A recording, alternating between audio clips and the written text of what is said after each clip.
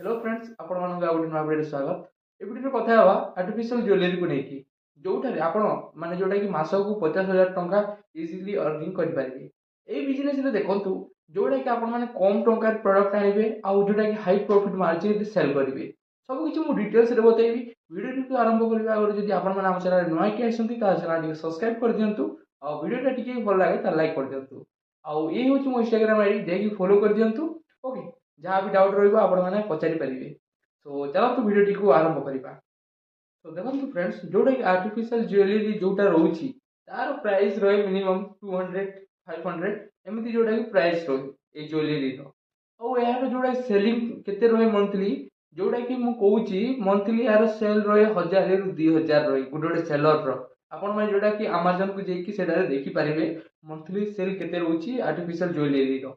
और यार जोटा कि मार्केट भी बहुत बड़ ठीक अछि। जोटा कि आपण माने एही प्रोडक्ट को सेल करबा को हेले आपण पाखरे जोटा केते इन्वेस्टमेंट लागिवो जोटा केते इन्वेस्टमेंट आपण मानकू करबा को पड़िवो। तो आपण मानकू मु कहि देली कि जोटा कि Meesho Flipkart Amazon रे जोटा कि 1000 पीस पर मंथ जोटा कि सेल होची गुड गुड सेलर रो।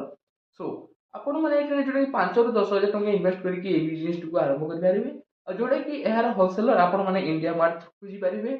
नहले आपण माने जोटा कि दिल्ली रो 70 बाजार जोटा अछि दिल्ली रो ही दिल्ली रो मार्केट बहुत सारा मार्केट अछि मु थोड़ा जोटा कि भूली जाइए सेटा 70 बजार बोली लागुची है।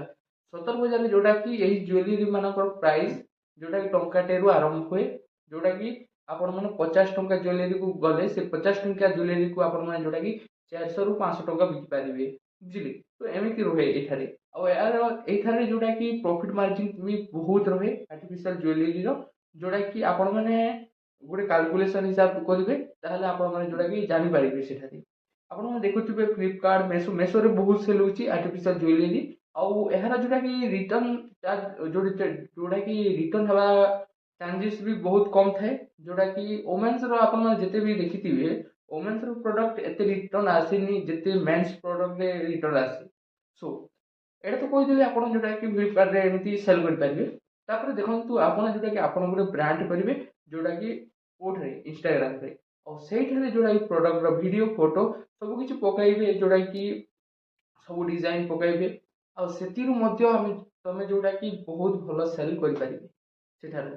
आपण माने इंस्टाग्राम रे देखुथिबे जोटा कि ज्वेलरी वीडियो माने तो से माने बहुत मात्रा रे सेटा को सेल करूछंती आ सेठे प्रॉफिट मार्जिन भी बहुत रही हैला।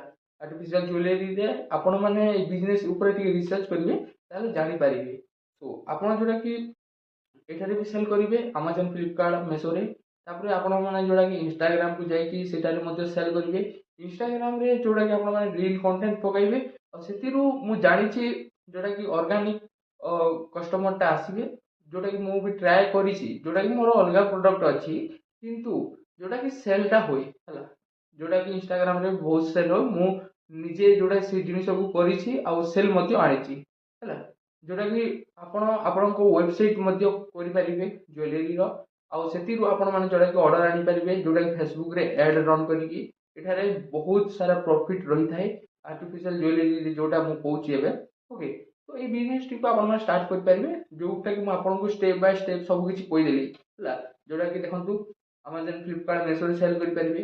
दुई रे जोटा कि आपण आपणको वेबसाइट रे सेल करि परिबे। तीन रे जोटा कि आपण आपणको जोटा कि ब्रांड ना रे जो Instagram रे अकाउंट खुली कि सेटारे कंटेंट पकाइकी सेटारु मते बिजनेस टी को बढ़ी पारिबे। आ एठारे जोटा कि बेसी इन्वेस्टमेंट लागे नै जोटा कि बहुत कम। एठारे आपण मानकु जोटा कि प्रीमियम फोटो आपणको दरकार जोटा कि फोटो काढिबा पड़िबो सेटा डिजाइन बनेबे। आ जोटा कि एठारे जोटा कि पैकेजिंग बहुत मात्रा रे एटा करे जेते आपण माने यूनिक पैकेजिंग करिवे सेति कि बिजनेस टा चलिबो ठीक अछि। तो आपण माने पैकेजिंग मटेरियल कोठारे नेबे जोटा कि आपण माने गूगल रे सर्च करदेले मध्य मिलि जिवो से माने कस्टमाइज करिकि आपनको दे देबे जो पैकेजिंग जो पैकिंग मटेरियल टा आपनको ब्रांड ना रे कले भी से माने जोटा कि कस्टमाइज करिकि आपनको प्रोवाइड कर दी परिबे। और जोटा कि एठारे 5 रु 10,000 धरि नियंतु ए बिजनेस टी को स्टार्ट करबा गले एते आपनको जोटा कि लागि जिवो। ओके, सो आपण माने ए बिजनेस टी को आरंभ करबा पई चाहुचंती ताले भल से रिसर्च करंतु आ ए बिजनेस को स्टार्ट करंतु जोटा कि प्रॉफिटेबल बिजनेस एटा हला।